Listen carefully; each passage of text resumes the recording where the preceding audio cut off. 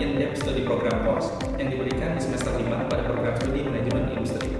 Mata kuliah ini berkode MNI 1305 dengan bobot SKS yaitu 1 SKS atau kuliah saja. Mata kuliah manajemen kualitas ini membahas bahan kajian yang meliputi dimensi kualitas, perkembangan kualitas, sustainability quality management system, kualitas dengan pendekatan input proses output, biaya kualitas, total quality management, ISO standard series, manual mutu, audit mutu, gugus kendali mutu atau quality control circle, dan alat serta teknik pengendalian mutu. Mata kuliah manajemen kualitas ini terbagi menjadi 2 sesi, yaitu sesi UTS dan UAS, dengan masing-masing berjumlah 7 topik dari masing-masing sesi ini. Pada sesi UTS, mahasiswa mempelajari mengenai konsep manajemen kualitas, mempelajari implementasi kualitas dengan pendekatan input, proses, dan output, serta mempelajari mengenai biaya dalam pengendalian kualitas. Selain itu, dalam sesi UTS ini juga mahasiswa mempelajari implementasi TQM atau Total Quality Management, fungsi dan implementasi ISO standar pada suatu organisasi, serta mempelajari dan mengenai manual mutu dalam standarisasi sistem manajemen kualitas. Selain itu juga mempelajari implementasi audit pada sistem manajemen kualitas. Adapun capaian pembelajaran lulusan yang dibebankan prodi pada mata kuliah ini adalah menunjukkan sikap bertanggung jawab atas pekerjaan di bidang keahliannya secara mandiri, lalu berkontribusi dalam peningkatan mutu kehidupan bermasyarakat, berbangsa, bernegara, dan kemajuan peradaban berdasarkan Pancasila, serta mampu menerapkan matematika, statistika, penelitian operasional, aplikasi komputer untuk menyelesaikan permasalahan perencanaan dan pengendalian produksi. Selain itu, rekayasa sistem produksi, pengendalian mutu, serta sistem logistik. Pada mata kuliah ini terdapat 4 capaian pembelajaran mata kuliah atau CPMK, di mana CPMK 1 adalah mampu menjelaskan Sustainability Quality Management System yang di-breakdown menjadi 5 sub CPMK, yaitu mengenai konsep manajemen kualitas, implementasi input proses output, lalu implementasi biaya kualitas, implementasi TQM, dan implementasi ISO standar pada organisasi. Di CPMK yang kedua, mampu menyusun manual sistem manajemen mutu yang disusun dalam satu sub CPMK, yaitu mampu menyusun manual mutu dalam standarisasi sistem manajemen mutu. CPMK yang ketiga adalah mampu menerapkan audit mutu yang diturunkan menjadi satu sub CPMK, yaitu mahasiswa diharapkan mampu menjelaskan implementasi audit pada sistem manajemen mutu. Pada CPMK yang terakhir atau yang keempat, mampu menerapkan teknik pengendalian mutu diturunkan ke dalam 7 sub CPMK, mulai dari pembentukan gugus kendali mutu atau GKM, penerapan statistical process control atau dengan 7 tools, lalu penerapan quality function deployment atau QFD, lalu quality by design, sampai pada penerapan metode Six Sigma untuk menilai sejauh mana kualitas sudah diterapkan di suatu organisasi. Pada mata kuliah manajemen kualitas ini, penerapan yang dilakukan terdapat 2 kriteria, yaitu kriteria aktivitas partisipatif dibobotkan sebesar 10% dengan pendekatan active learning pada saat diskusi dan tanya jawab yang dilakukan di dalam kelas. Kriteria yang kedua adalah kriteria kognitif atau pengetahuan yang terbagi menjadi kuis yang dilakukan 2 kali dalam satu semester, yaitu masing-masing di sesi UTS dan sesi UAS dengan bobot 20%, serta UTS dan UAS dengan bobot masing-masing senilai 35%. Untuk sumber pembelajaran mahasiswa dapat memanfaatkan fasilitas yang disediakan oleh perpustakaan sekolah vokasi IPB ataupun perpustakaan pusat IPB. Selain itu, sumber pembelajaran yang dapat digunakan secara luas adalah jurnal-jurnal yang terkait dengan materi pembelajaran yang telah diberikan. IPB juga memfasilitasi Learning Management System atau LMS dengan nama LMS Class, di mana mahasiswa dapat mengakses materi-materi yang telah diberikan, dan LMS Exam yang bisa digunakan untuk kegiatan UTS, UAS, maupun kuis. Selanjutnya, saya akan menyampaikan materi pada pertemuan 11, yaitu mengenai penerapan Statistical Process Control atau SPC dengan tools diagram Pareto dan Fishbone diagram. Assalamualaikum warahmatullahi wabarakatuh. Waalaikumsalam warahmatullahi wabarakatuh. Ya, selamat siang semuanya. Gimana nih kabarnya? Baik semua? Alhamdulillah baik semua ya. Sehat semua ya. Oke, hari ini kita akan melanjutkan mata kuliah manajemen kualitas. Ya, kita akan pelajari hari ini di pertemuan 11 setelah minggu lalu dan minggu sebelumnya kita pelajari apa itu konsep tentang kualitas, ya bagaimana audit itu dibuat, gitu ya, sampai kita kemarin ketemu dengan bagaimana membentuk suatu gugus kendali mutu. Nah, minggu ini dan mungkin 2 minggu kemarin juga kita sudah pelajari tentang salah satu tools ya atau alat atau metode yang biasa digunakan untuk mengevaluasi seperti apa itu kualitas. Ya. Mungkin kita kenal dengan namanya statistical process control atau kita kenal juga dengan nama 7 tools. Masih ingat minggu lalu dan 2 minggu lalu kita sudah masuk ke toolsnya, ada apa saja? Ada control chart, terus fishbone. Ini fishbone kita akan pelajari hari ini. Ada lagi? Pareto. Nah, Pareto juga kita akan pelajari hari ini. Sebelumnya minggu lalu kita pelajari apa? Check sheet. Kita sudah pelajari check sheet. Lalu histogram, scatter diagram ya. Nah, mungkin saya sebelumnya akan review dulu ya sebelumnya. Nah, ini sudah kita pelajari dari 7 tools yang kita pelajari. Kita pernah 2 minggu lalu kita pelajari tentang check sheet. Ya, bagaimana check sheet ini sebenarnya hanya untuk mengumpulkan data. Jadi data-data kerusakan ya, produk defeknya karena apa? Nah, ini datanya dikumpulkan di dalam suatu check sheet. Lalu stratifikasi, kita kelompokkan ya, kita kelompokkan data-data ini menjadi kelompok-kelompok kecil berdasarkan keadaan tertentu gitu ya. Lalu kita juga pelajari scatter diagram, bagaimana satu variabel ini bisa mempengaruhi variabel yang lain. Lalu minggu lalu kita pelajari histogram, bagaimana data-data kita sebenarnya tergambar atau tersebar secara normal atau tidak. Nah, kita bisa lihat berdasarkan histogramnya. Dan control chart. Ya, control chart kita lihat apakah data kita masih ada dalam batas kendali atau tidak. Nah, hari ini kita pelajari bagaimana diagram Pareto. Ya, diagram Pareto ini kita akan lihat prioritas apa yang akan kita lakukan. Ya, karena kan dari banyaknya masalah, dari banyaknya defect mungkin yang terjadi di dalam industri, apakah semua harus kita selesaikan, gitu ya? Nah, dalam diagram Pareto ini ternyata tidak harus semua kita selesaikan. Ya. Ada yang namanya kaidah, di sini disebutkan 80/20. Nah, nanti kita akan bahas ini. Dan yang terakhir kita akan bahas tentang fishbone diagram.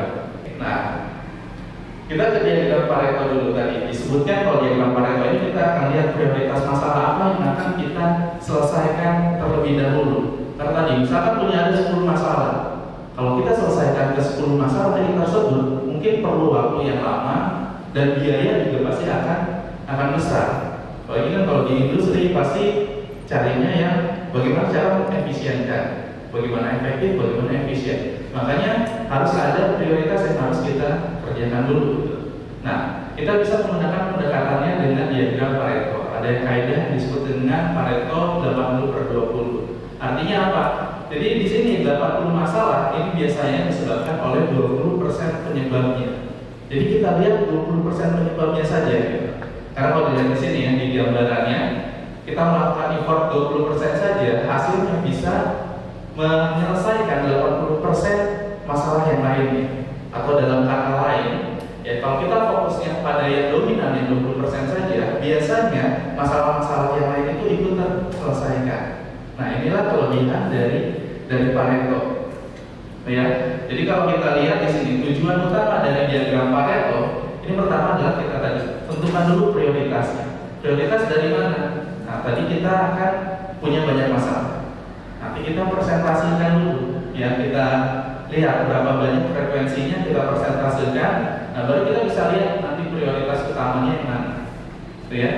Lalu yang kedua adalah fokus perbaikan yang efektif. Artinya efektif di sini masalah terbanyak itu adalah masalah yang harus kita selesaikan secara segera atau secara cepat.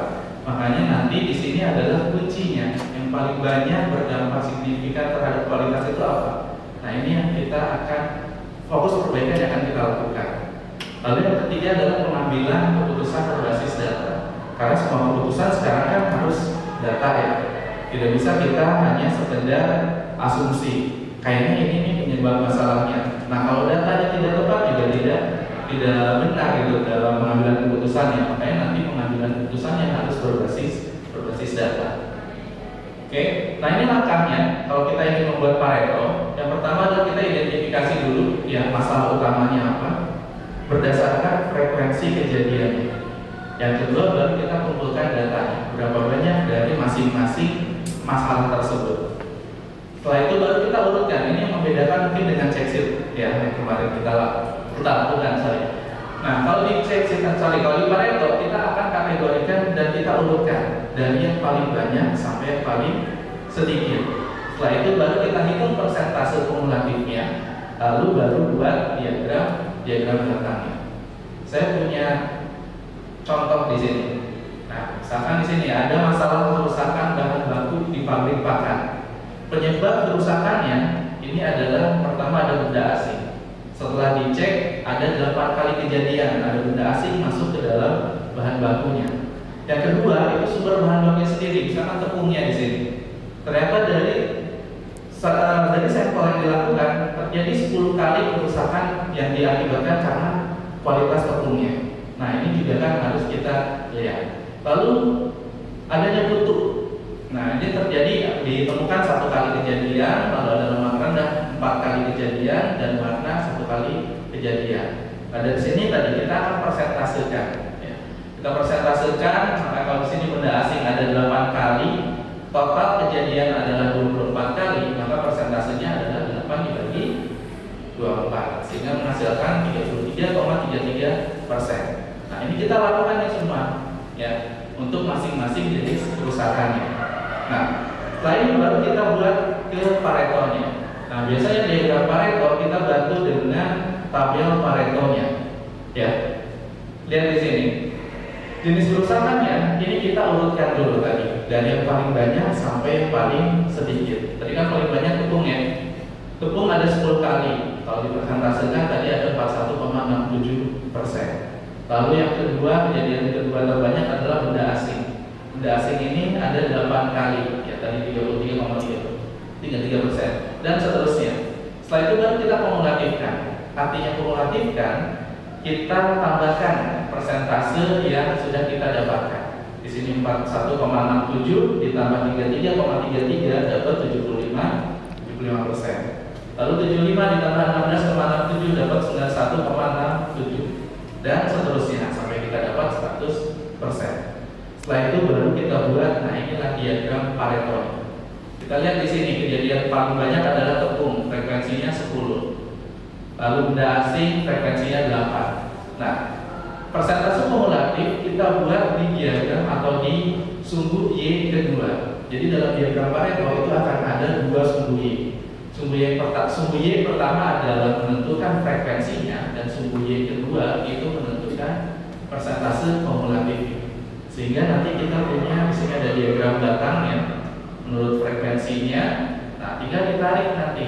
Misalkan tadi tepung frekuensi persentase kumulatifnya adalah 41,6 sekitar di sini ya. Nah, kita tarik. Kita kasih titik di sini. Lalu benda asing kumulatifnya 75%. Nah, kita di sini kita tarik di sini. Nah, nanti kita temukan titik ke titiknya sehingga didapatkan inilah diagram Paretonya. Nah, yang penting adalah interpretasinya. Interpretasi dari Pareto apa? Tadi kita mencari penyebab utamanya berapa persen? 20%. Kita lihat di sini kumulatif 20% sebenarnya hanya ada di sini saja. Jadi penyebab utama dari masalah ini hanya masalah tepung. Ini adalah prioritas yang harus diselesaikan. Jadi kalau masalah tepung ini bisa kita selesaikan, tadi biasanya 80% masalah lain itu bisa diselesaikan. Nanti kita mau benda asing, lemak rendah biasanya ikut terselesaikan. Nah ini adalah kelebihan dari diagram Pareto.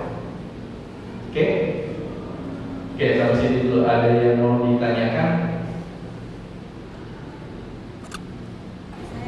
Ya, silakan Laila. Baik, saya ingin bertanya Pak, apakah dalam industri itu setiap permasalahan harus menggunakan ketujuh dari 7 tools tadi? Atau adakah kriteria untuk satu permasalahan bisa memakai 2 atau 3 tools saja? Oke, terima kasih pertanyaan Laila. Pertanyaannya ya sangat menarik. Ya, apakah kita harus menggunakan ketujuh tools gitu ya dalam 7 tools dalam menyelesaikan masalah? Sebenarnya tidak. Dibalikan lagi ke fungsi dari masing-masing tools. Kita bisa saja menggunakan cukup 1 tools kalau memang permasalahannya adalah kita mau mencari prioritas utamanya saja gitu. Tapi kalau kita dapat prioritas utama saja, itu kan cuma dapat 1 masalah yang harus diselesaikan. Tapi apakah penyebab yang lainnya mempengaruhi terhadap masalah itu? Nah, itu mungkin harus kita cari lagi. Makanya kita bisa menggunakan tools yang lain. Contoh tadi ada scatter chart gitu ya. Ada scatter chart sebenarnya yang menyebabkan permasalahan terhadap tepung ini misalkan dipengaruhi menurut kita oleh mesin. Berapa besar mesin ini mempengaruhi kerusakan terhadap kualitas tepung ini. Nah, ini harus kita uji dulu. Makanya tadi bisa menggunakan scatter chart. Nanti berapa besar persen sih pengaruh dari mesin ini terhadap tepung, gitu ya. Nah, atau mungkin kita ingin melihatnya secara lebih mendalam dengan mungkin ada kriteria lain atau penyebab yang lain. Misalkan dari faktor manusianya, tadi dari mesinnya, dari metodenya. Nah, kita bisa menggunakan tools selanjutnya, gitu ya, atau tools yang lain dari Seven Tools, misalkan dengan Fishbone. Nah, nanti kita akan lihat seperti apa Fishbone ya di materi yang akan saya sampaikan nanti selain. Setelah tadi di Pareto, kita akan lanjutkan ke tools terakhir dari Seven Tools, yaitu Fishbone diagram. Nah, Fishbone diagram ini kita lihat di sini biasa digunakan untuk kita identifikasi dan kelompokkan kemungkinan penyebab utamanya itu dipengaruhi oleh beberapa aspek atau beberapa kriteria. Nah, di sini namanya Fishbone ya. Fishbone, tulang ikan. Makanya bentuknya biasanya seperti tulang ikan. Kalau kalian bisa lihat di gambar di bawah ini ya. Nah, ini penyebab utama atau masalah utama adalah bagian efeknya. Sedangkan penyebabnya atau yang mempengaruhinya itu ada di bagian tulang di dalam ikan tersebut. Fishbone, jadi kita akan bisa lihat masalah ini dipengaruhi oleh apa saja. Nah, ini di dalam Fishbone diagram tersebut ya. Coba kalau kita lihat lagi di sini sebenarnya apa sih tujuan utamanya? Nah, Fishbone ini kita akan gali akar masalahnya dan memungkinkan untuk adanya brainstorming secara sistematis. Karena dengan adanya brainstorming kita akan lihat banyak sekali, misalnya kalau sekarang bilang POV, point of view-nya. Jadi kita tidak hanya melihat dari satu sisi saja. Dengan adanya brainstorming, dengan adanya rekan kerja gitu ya, bisa dengan supervisornya, atau dengan manajernya. Nah, kita bisa lihat lebih mendalam sebenarnya pengaruhnya apa saja sih yang dilakukan atau yang didapatkan dari Fishbone ini. Lalu yang ketiga, ini yang mungkin penting ya, visualisasi hubungan. Jadi kita lihat hubungannya seberapa banyak sih yang mempengaruhinya di dalam Fishbone ini. Nah, ini adalah tujuan utamanya. Tapi di sini kita lihat kriterianya apa saja sih yang biasanya dijadikan kriteria di dalam Fishbone. Sedikitnya ada 6. Ya. Pertama ada faktor manusianya. Jadi faktor manusia seperti apakah keahlian ini mempengaruhi terhadap tadi masalah yang kita temui. Lalu apakah kurang pelatihan, pengalaman kerja apakah mempengaruhi juga. Nah, ini kita bisa analisis faktor manusianya. Mesin, apakah kondisi mesin ya termasuk kerusakan mesinnya sering rusak. Di semester 5 juga kalian mempelajari tentang total productive maintenance atau manajemen perawatan fasilitas. Nah, kalian di situ belajar tentang bagaimana maintenance mesin gitu ya biar selalu dalam kondisi idealnya. Nah, ini juga pengaruh-pengaruhnya nanti mungkin di sini ada MTTR gitu ya. Lihat OEE-nya, apakah OEE-nya kecil sehingga menghasilkan produk yang cacat gitu ya misalkan. Nah, lalu metode, apakah perusahaan sudah punya SOP belum sih? Gitu ya. Apakah SOP ini mempengaruhi atau tidak dijalankannya SOP ini mempengaruhi terhadap kerusakan produknya. Nah, ini juga bisa menjadi gambaran atau kriteria yang bisa digunakan untuk melihat pengaruh yang disebabkan oleh atau yang menyebabkan defect ini terjadi. Lalu yang lainnya ada material, ya, kualitas bahan baku salah satunya ya. Lalu measurement, penilaian, akurasi, konsistensi data. Nah, ini juga kita bisa lihat apakah sudah baik atau belum. Yang terakhir adalah namanya mother nature atau disebut atau kata lainnya adalah environment atau lingkungan. Lingkungan kerja ini seberapa besar mempengaruhi, apakah mempengaruhi terhadap kualitas dari produk, cacatnya produk atau tidak? Ya, kalian belajar di ekonomi dan pengukuran kerja ya. Di situ bagaimana sebenarnya industri punya standar suhu, suatu ruangan, kelembaban. Nah, ini juga mungkin bisa mempengaruhi terhadap kualitas produknya. Nah, makanya nanti kita lihat pengaruh dari environment atau lingkungan ini apa saja yang bisa mempengaruhi. Oke, nah sampai sini dulu. Ada yang mungkin mau bertanya tentang fishbone atau yang lainnya? Ya, silakan. Baik, saya izin bertanya Pak. Tadi kan untuk fishbone sendiri kriterianya itu kurang lebih ada 6 kriteria. Nah, bagaimana sih cara kita menentukan kriteria utama dari ke-6 kriteria tersebut untuk menentukan si akar penyebab permasalahannya itu apa kayak gitu? Kira-kira. Pertanyaannya menarik. Bagaimana kita menentukan apakah ke-6 dari 6 mungkin ya 6 kriteria ini mana yang paling dominan mempengaruhi gitu ya terhadap suatu kualitas produk atau tadi cacat produknya. Nah, sebenarnya fishbone ini mungkin satu kekurangannya adalah kita nggak bisa nih ngelihat mana sih prioritas atau kriteria utama dari fishbone ini. Nah, makanya biasanya fishbone ini dianalisis lagi dengan metode yang lain. Kalian belajar namanya AHP ya, Analytical Hierarchy Process ya. Nah, di AHP kalian bisa membobotkan nanti. Dapat membobotkan dari 6 ini mana yang merupakan bobot terbanyaknya.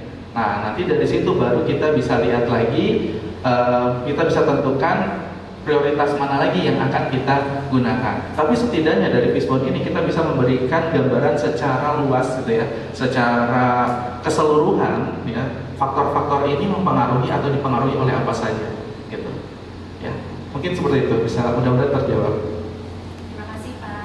Oke. Jadi ya itu ya fishbone yang kita bisa melihat tadi secara keseluruhan apa yang bisa kita lihat gitu ya, atau faktor-faktor apa saja yang mempengaruhi di dalam suatu permasalahan kualitas gitu ya. Nah, untuk menambah atau mendalami 2 tools ini ya, saya punya satu kasus ya. Jadi kita akan belajar dari studi kasus. Mungkin nanti kalian bisa diskusi ya, karena tadi ada brainstorming. Jadi silakan nanti berdiskusi. Saya punya kasusnya seperti ini. Jadi ada perusahaan namanya PT Maju Bersama.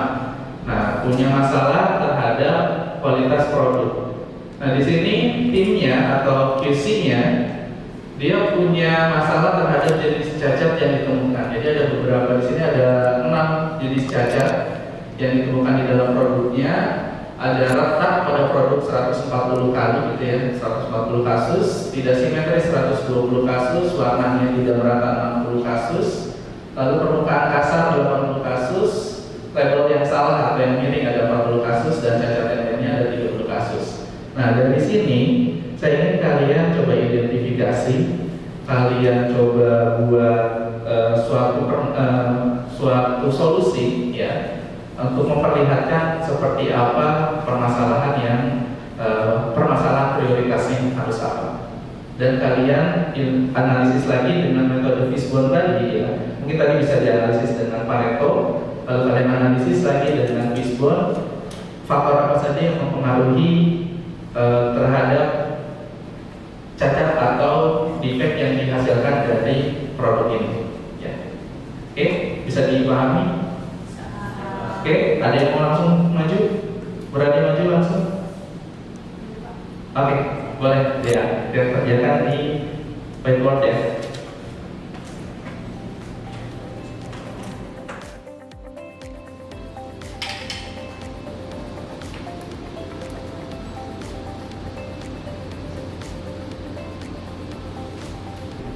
Ya, nah ini diagram Paretonya ya. Jadi kita lihat di sini dari ada 6 permasalahan ya, itu retak, tidak simetris sampai cacat yang lainnya. Nah, ini sudah diurutkan tadi oleh dia. Frekuensinya kita urutkan dulu. Nah, di sini dia buat frekuensi kumulatif. Ini juga boleh. Tapi kalaupun tidak ada juga nggak apa-apa. Ya, setelah itu ada frekuensinya, persentase frekuensi ini yang penting, dan frekuensi kumulatifnya. Jadi nanti di sini kita plotkan tadi di sini frekuensinya 28%, nah sekitar sini lah ya, 28%. Nah ini kita plotkan ya, lalu 50% dan seterusnya. Nah tadi di Pareto yang paling penting adalah berapa persen secara kumulatif? 20%. 20% itu masuk ke mana? Di retak. Karena kalau kalian di sini aja frekuensinya itu ada 28%. Ini adalah permasalahan utama. fishbone. Nah, di sini adalah defect retak. Nah, ini akan kita uji ya, atau kita lihat penyebabnya apa sih. Tadi pertama ada manusia, lalu dipengaruhi juga mungkin oleh mesin. Selain itu metode ya. Lalu ada lagi apa? Material. Selain material ada environment atau mother nature tadi ya. Environment. Oke, satu lagi measure. Nah, tadi faktor-faktor ini juga bisa dipengaruhi oleh faktor lain. Contohnya, faktor manusia biasanya apa sih mungkin dia defect faktor manusia? Kurang pelatihan. Nah, ini kita lihat nih, kurang pelatihan. Nah, mungkin ada lagi faktor lain, apalagi misalnya salah penanganan, ya, penanganan. Biasanya kayak dokter, apa ya? Oke, nah, sebenarnya dari sini ini juga bisa dipengaruhi oleh yang lain. Contohnya di sini kurang pelatihan. Kenapa kurang pelatihan? Mungkin juga ada pengaruhnya yang lain. Nah, kurang pelatihan kenapa? Misalkan mau budget gitu ya, nggak ada budgetnya buat pelatihan. Nah, ini juga kan mempengaruhi terhadap nanti ujung-ujungnya ke defect retak, gitu. Mesin, misalkan apa yang mempengaruhi biasanya mesin? Breakdown mesinnya. Kenapa terjadi breakdown? Ini kan pasti ada pengaruhnya, dipengaruhi oleh sesuatu. Nah, kira-kira pengaruhnya apa? Kurang maintenance. Nah, ini juga pasti di metode pasti akan ada pengaruhnya. Contohnya tadi, misalkan tidak ada SOP, ya, nanti dipengaruhi oleh apa lagi? Nah, semakin detail dalam kriterianya itu semakin bagus. Nah, nanti di ujian pun sama.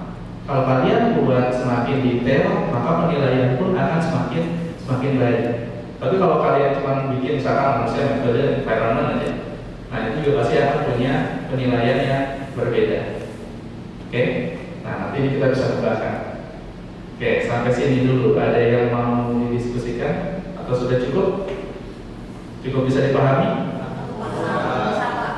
Oke ya, kalau gitu, kalau tidak ada lagi yang ditanyakan, mungkin untuk perkuliahan hari ini saya akhiri.